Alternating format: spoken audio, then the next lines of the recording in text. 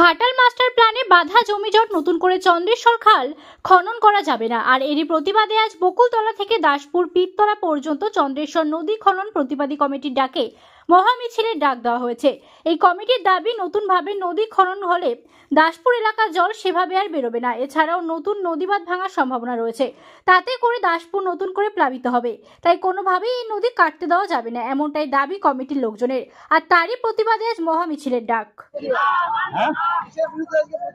আমাদের নতুন করে কোনো নদী কাটতে দেব না।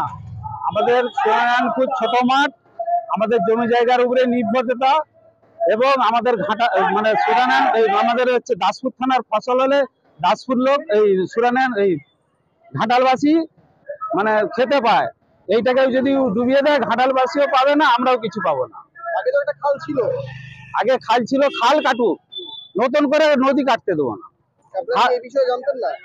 না, এই বিষয়ে জানতাম না, এবং দেব আসেনি কোনোদিনও আমাদেরকে জানাতে। ঘাটালেই সে মত, ঘাটালে আনন্দ ফুর্তি করছে, দাসপুরের লোককে সে চেনেই না।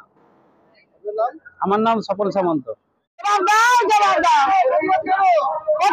কিছু থাকবে নি, সব বেঁচে যাবে, ভাগবো জায়গা জমি তো নেই। হ্যাঁ, নদী হবে, জায়গা জমি নাই, কিছু পাই নাই, ছেলে মেয়ে ভাগবো খেতে পাবো। হ্যাঁ, বন্ধ করে হবে নদী কাটা। হ্যাঁ, বন্ধ করতে হবে, বন্ধ করতে হবে নি না, কারণ থাকবে না, সব বেঁচে যাবে, জমি জায়গা সব চাষবাসও হবে নি, আর হচ্ছে খেতে পাবে নি লোক। ঠিক আছে, একবার চন্দ্রেশ্বরের সামনে থাকবে, নদীতে সামনে ঘর, কিছুই থাকবে না। এদিকে ঘাটাল মাস্টার প্ল্যানে না থাকা নতুন চন্দ্রেশ্বর নদী খননের কাজ চাপতেছে।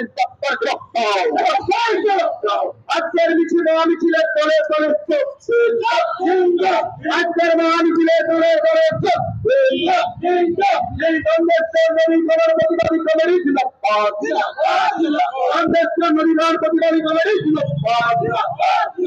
নদী খননের বিরুদ্ধে দাসপুরবাসী লড়ছে, নদী খননের বিরুদ্ধে দাসপুরবাসী লড়ছে,